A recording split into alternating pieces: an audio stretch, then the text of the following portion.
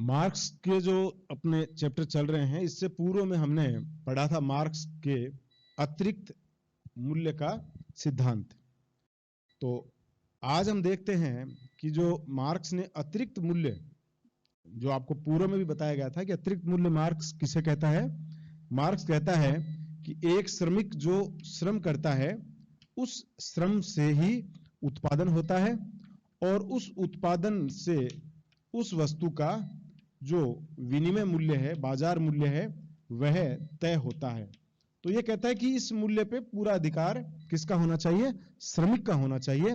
लेकिन यह पूरा मूल्य पूंजीपति श्रमिक को न देकर उसका थोड़ा सा भाग श्रमिक को देता है और एक बड़ा भाग है वो स्वयं लाभ के नाम पे रख लेता है और इसी को वह अतिरिक्त मूल्य बताता है। और मार्क्स कहता है कि इस अतिरिक्त मूल्य या लाभ के नाम पर पूंजीपति है वो श्रमिक के श्रम का वास्तविक मूल्य स्वयं हड़प लेता है, जिस पर वास्तविक अधिकार श्रमिक का होना चाहिए। ठीक है, तो ये हमने देखा था कल अतिरिक्त मूल्य का सिद्धांत। अब देखते हैं कि क्या वास्तव में जो मार्क्स कहता है, क्या वो सारी बातें सही है या केवल मार्क्स ने एक पक्षीय बातें की है जिससे केवल वह श्रमिकों को इस शोषणकारी व्यवस्था के लिए, उनमें क्रांति के लिए उनको तैयार करे। तो बाकी तथ्य क्या उसने सारे बताए हैं। तो आलोचक कहते हैं कि मार्क्स का जो सिद्धांत है, अतिरिक्त मूल्य का सिद्धांत, यदि हम उसकी वास्तविकताओं में जाएं तो हम पाएंगे कि मार्क्स का अतिरिक्त मूल्य का सिद्धांत आर्थिक जो एक इकोनॉमिक जो उस नियमों पर आधारित होना चाहिए वो कम है और केवल प्रचारात्मक अधिक है। उसका उद्देश्य उन सारे उस उत्पादन की पूरी प्रक्रिया को, उत्पादन के सारे जो आर्थिक अवधारणाएं हैं, उसके आर्थिक फैक्ट्स है, उन तथ्यों को उसने कहीं भी सही ढंग से नहीं बताया है, बल्कि उसका उद्देश्य केवल एक प्रचारात्मक है। वह ये प्रचार के रूप में बताना चाह रहा है कि किस प्रकार पूंजीपति हैं वो श्रमिकों का शोषण करते हैं। तो आलोचक किस प्रकार बताते हैं कि इसकी जो कमियां हैं वो आप देखिए। सबसे पहली बात जो मार्क्स कहता है कि उत्पादन है वो केवल श्रम से ही होता है, अर्थात श्रमिक जो श्रम करता है उसी श्रम के प्रतिफल के परिणाम स्वरूप ही उत्पादन होता है। तो आलोचक इससे सहमत नहीं है, क्योंकि केवल श्रम से उत्पादन यदि होता तो फिर उत्पादन पर जो अधिकार है वो सारा श्रमिकों का होता। लेकिन किसी भी वस्तु के उत्पादन के लिए केवल श्रम भी एक तत्व है, लेकिन केवल एकमात्र तत्व है ऐसा नहीं है। आलोचक कहते हैं, जिन्होंने आलोचना की है, वो कह रहे हैं कि उत्पादन के, और जिन विद्यार्थियों ने इकोनॉमिक्स पढ़ी है वो अच्छी तरीके से जानते हैं कि उत्पादन में श्रम एक तत्व है, एकमात्र तत्व नहीं है। उसके अलावा भी बहुत से तत्व हैं जिनकी वजह से उत्पादन होता है, जैसे भूमि, पूंजी, ये सब श्रम के लिए। और सबसे बड़ी चीज भूमि और पूंजी होने के साथ ही केवल ऐसा नहीं कि इन्हीं दो तत्वों के होने से व्यक्ति उद्योगपति बन जाता है या पूंजीपति बन जाता है। इन दोनों के साथ ही एक बहुत बड़ी जो इनमें जो दो तत्व शामिल होते हैं वो तत्व होते हैं साहस और प्रबंध, मैनेजमेंट जिसको आप कहते हैं। इन सारे तत्वों से मिलकर किसी वस्तु का उत्पादन होता है।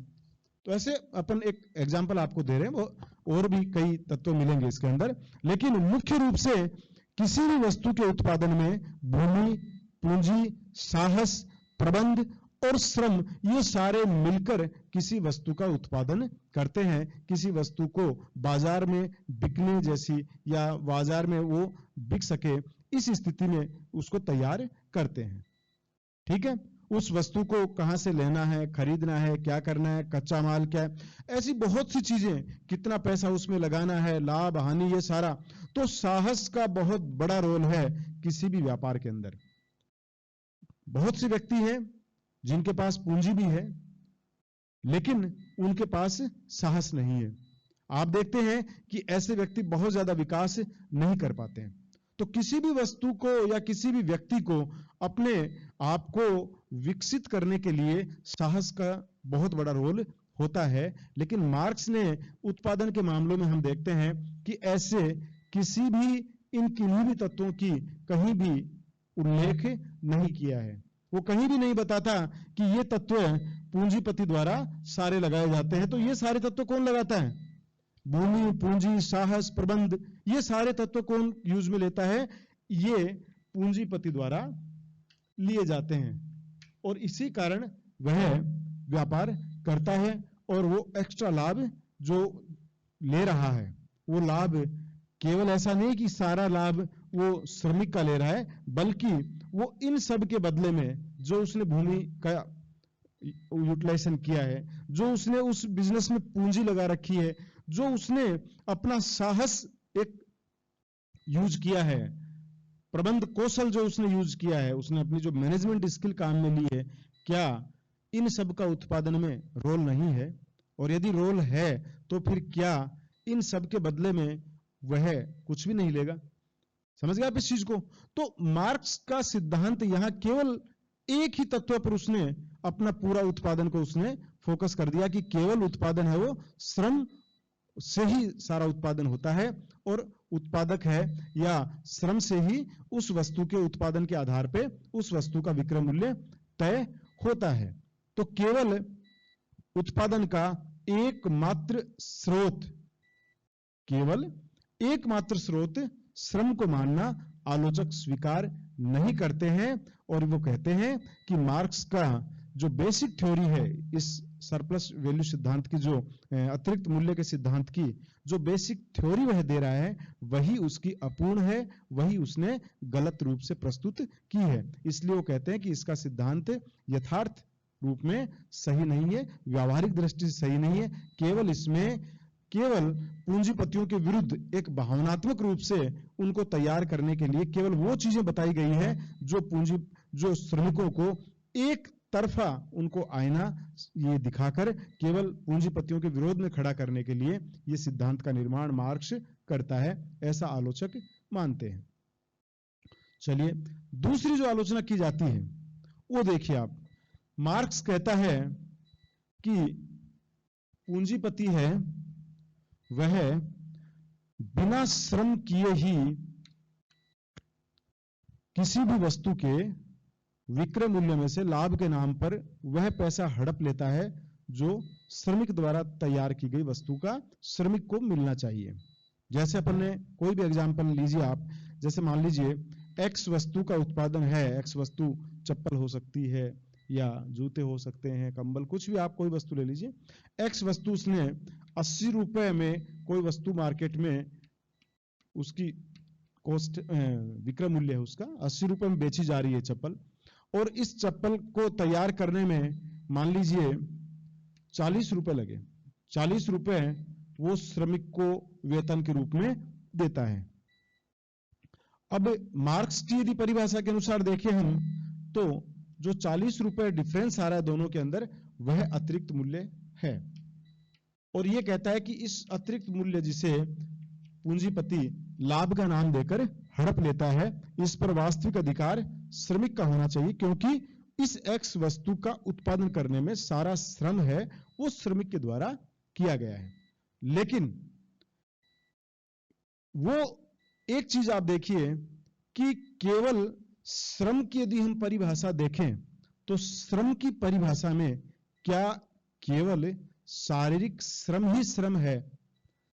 श्रम दो तरीके से किया जाता है, शारीरिक श्रम और मानसिक श्रम।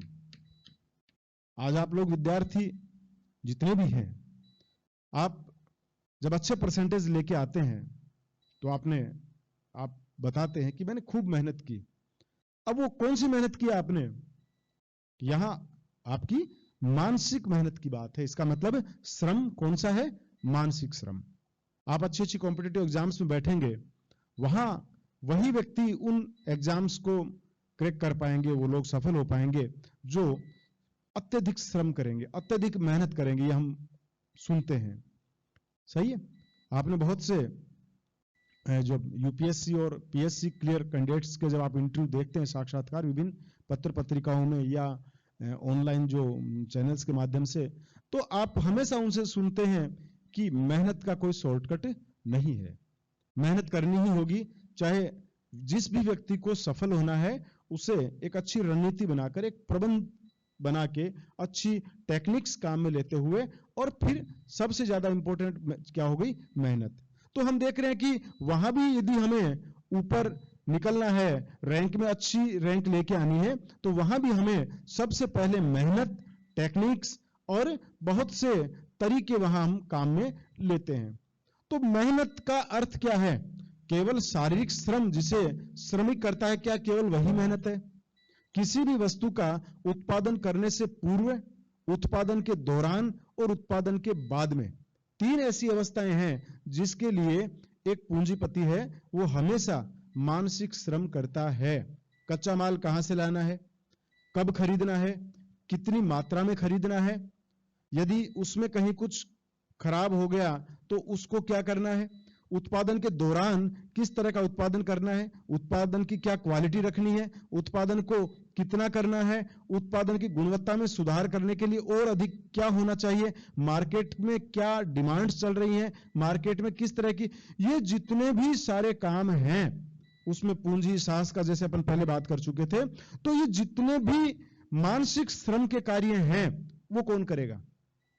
वो मानसिक श्रम पूंजीपति करता है। तो आलोचक कहते हैं कि यहां मार्क्स कहता है कि श्रम का प्रतिफल चाहिए, तो क्या पूंजीपति जिसे वह अतिरिक्त मूल्य कहता है वह क्या बिना श्रम के प्राप्त कर रहा है? क्या पूंजीपति इस प्रोडक्शन में मानसिक श्रम नहीं कर रहा है? कितना मानसिक श्रम वह भी कर रहा है। तो क्या जब उसे 40 रुपए मिल रहे हैं एक श्रमिक को अपने शारीरिक श्रम के, तो क्या पूंजीपति जो मानसिक श्रम के 40 रुपए नहीं लेगा? समझ गए आप इस चीज को? तो यहां यह एक बात आलोचक कहते हैं। अपन ये नहीं कहते कि आलोचक बिल्कुल सही कह रहे हैं, अपन आगे बात करेंगे इसके महत्व की, जब आएगी इंपॉर्टेंस, जब इस थ्योरी की बात करेंगे। लेकिन यह भी एक सही तथ्य पहलू है इसका जो हमें जानना है, जो मार्क्स ने कहीं भी अपने सिद्धांत में हमें नहीं दिखाया है। मार्क्स कहीं भी मानसिक श्रम की बात नहीं करता है, पूंजीपति के मानसिक श्रम का उल्लेख वह कहीं भी नहीं कर रहा है। तो यह उसकी एक तरीके से सिद्धांत की एक बहुत बड़ी कमी के रूप में आलोचक बताते हैं। अगली हम बात करें कि जब पूंजीपति है वह यह कहता है कि हड़पता है, तो एक चीज यहां भी है कि क्या पूंजीपति है वो इन सब के साथ अपनी पूंजी नहीं लगाता है? अपनी पूंजी का उसने भी इन्वेस्ट किया है, अपनी पूंजी उसने लगाई है, तो क्या उस पूंजी के साथ उसने अपने साहस का यूज नहीं किया है? तो पूंजी और साहस का प्रतिफल भी उसे चाहिए। तो वस्तु के मूल्य निर्धारण में केवल श्रम तत्व ही एकमात्र स्रोत नहीं है, बल्कि पूंजी और साहस भी उसका, पूंजीपति का उसमें शामिल होता है। तो इसलिए अतिरिक्त मूल्य जिसे वह लेता है, जिसे पूंजी को मार्क्स शोषण का नाम दे रहा है, तो क्या यह पूरी तरीके से सही कहा जा सकता है? तो इस दृष्टि से भी आलोचक हैं वो मार्क्स से सहमत नहीं है। इसी प्रकार हम देखें कि जब हम बात करें उत्पादन के अन्य खर्चों की, तो क्या उत्पादन में अन्य खर्चे नहीं आते हैं? लेकिन मार्क्स ने वो अन्य खर्चे कहीं भी अपने अतिरिक्त मूल्य के सिद्धांत में दर्शाए नहीं है। अन्य खर्चों का मतलब आप समझते हैं? अन्य खर्चों का मतलब है कि जैसे एक आप छोटा सा एग्जांपल लीजिए कि एक व्यक्ति मशीन लगाता है अपने फैक्ट्री में, उस मशीन की कॉस्ट मान लीजिए आज 10 लाख आ गई, ठीक है। मशीन हर साल आप देखिए कि उसके पुर्जों की घिसावट होती है, और 7 साल बाद में या 5 साल बाद में इस मशीन को वह बेचता है कि मशीन पुरानी हो गई, टेक्नोलॉजी पुरानी हो गई, और उस मशीन को वह बेचेगा। तो आप देखिए कि मान लीजिए उस मशीन के उसे मिलते हैं 4 लाख रुपए, ठीक है, कोई भी नई गाड़ी खरीदते हैं और उस गाड़ी को 4-5 साल चला के यदि वह कोई व्यक्ति उसको वापस बेचता है, चाहे वो बस हो, ट्रक है, ये आप ये रूटीन में अपन देखते हैं अपने आसपास में इस तरह की चीजें, तो क्या वह उतने ही रुपए में बिकती है जितने में उसने खरीदी है? हम देखते हैं कि नई जो एक, मान लीजिए आप एक छोटी गाड़ी भी देखें जो टैक्सी व्हीकल वगैरह चलाते हैं, 10 से 12 लाख में जो खरीदते हैं, वही गाड़ी 4 से 5 लाख में 4-5 साल में यदि वो बेचता है तो उसको मुश्किल से मिल पाते हैं। तो अब यहां आप देखिए कि इस मशीन के भी उसको 4 लाख रुपए मिले, तो ये 6 लाख रुपए जो हैं वो खर्चा कहां से लेगा? वो वहीं से लेगा जहां उसने उस चीज के उत्पादन में, क्योंकि इस मशीन का यूज कहां हुआ है? इस मशीन का यूज भी उस वस्तु के उत्पादन में हुआ है, जिसे मार्क्स केवल श्रमिक के श्रम से उत्पन्न हुई चीज कहता है। समझ गए आप इस चीज को? तो क्या उसके अतिरिक्त लाभ में ये पैसे शामिल नहीं होंगे जो पूंजीपति लेता है? पूंजीपति का ये जो घाटा है वो क्या कौन भरेगा? वह भी तो पूंजीपति चाहेगा। तो इस दृष्टि से हम कहें कि पूंजीपति के अन्य भी कई खर्चे होते हैं जो साइलेंटली अपने सिद्धांत में मार्क्स ने कहीं भी दिखाई नहीं दी है, कहीं भी उसने नहीं दिखाया है कि ये खर्चे भी होते हैं। उसने सीधा बता दिया 40 रुपए, लेकिन इस 40 रुपए में आप देखेंगे यदि पूरे चीजों का, तो 10 से 20 रुपए तो उसके केवल टेक्नोलॉजी और मशीनों की घिसावट, ये सारे खर्चे हो जाते हैं।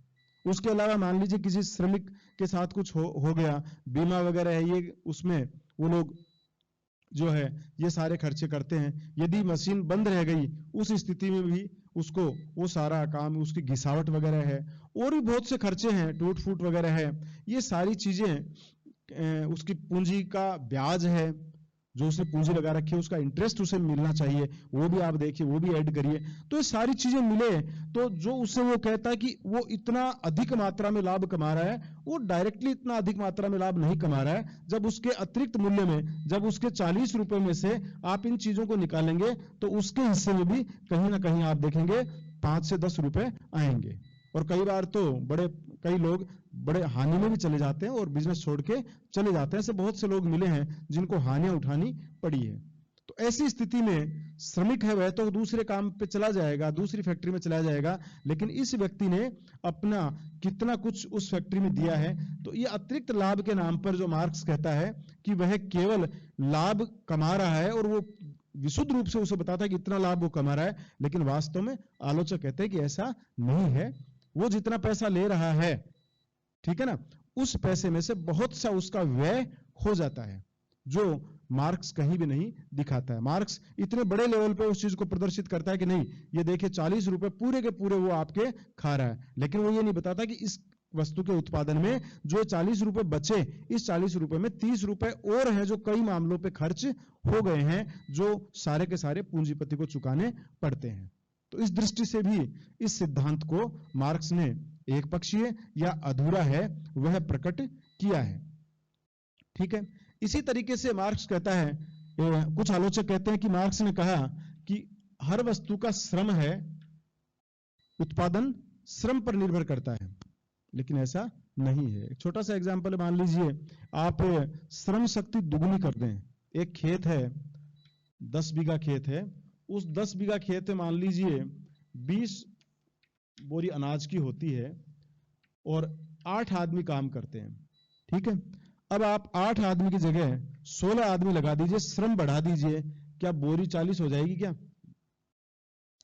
उस स्थिति में अर्थात केवल श्रम बढ़ा देने से उत्पादन बढ़ जाएगा उसी अनुपात में, ऐसा संभव नहीं है। ठीक है, कुछ बढ़ सकता है लेकिन उस अनुपात में बढ़ जाएगा, जैसा कि मार्क्स बताता है कि जितना श्रमिक के श्रम पर निर्भर करता है उत्पादन। तो यह केवल एकमात्र कारण नहीं है। इस दृष्टि से भी मार्क्स के सिद्धांत की आलोचना की जाती है। और एक बड़ी चीज यह है कि आलोचक इस दृष्टि से भी कहते हैं कि मार्क्स का मौलिक सिद्धांत नहीं है। उनका यह मानना है कि ये मार्क्स ने, जो रिकार्डो उस समय थे परंपरावादी अर्थशास्त्री, उनसे उन्होंने इस सिद्धांत को लिया है और एक तरीके से उसी को एक व्यापक दृष्टिकोण में उन्होंने प्रस्तुत किया है। तो उसकी कुछ जो आलोचक हैं उसकी मौलिकता पर भी प्रश्न चिन्ह खड़ा करते हैं।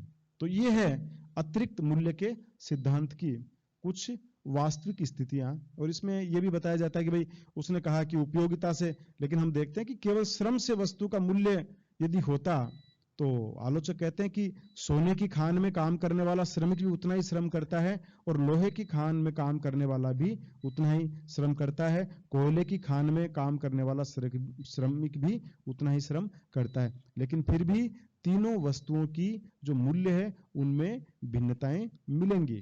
अर्थात श्रम से केवल उत्पादन तय नहीं हो रहा है, उस वस्तु की मांग क्या है, उस वस्तु की उपयोगिता क्या है, इन चीजों पर भी वस्तु का विक्रय मूल्य डिपेंड करता है। तो ये हमने देखे हैं कुछ आर्थिक दृष्टि से, स्पेशली जो अर्थशास्त्री है उन्होंने आर्थिक दृष्टि से मार्क्स के इस सिद्धांत की आलोचना की है और उसको स्वीकार नहीं किया है। वो कहते हैं कि मार्क्स का सिद्धांत बेशक वो प्रचार के रूप में केवल एक पक्ष दिखा सकता है, लेकिन यदि सही पक्ष दिखाए तो मार्क्स का सिद्धांत सरप्लस वैल्यू थ्योरी जो है, अतिरिक्त मूल्य का सिद्धांत है, वो कहीं भी नहीं टिकता है। तो ये तो है मार्क्स का अतिरिक्त मूल्य के सिद्धांत की आलोचना।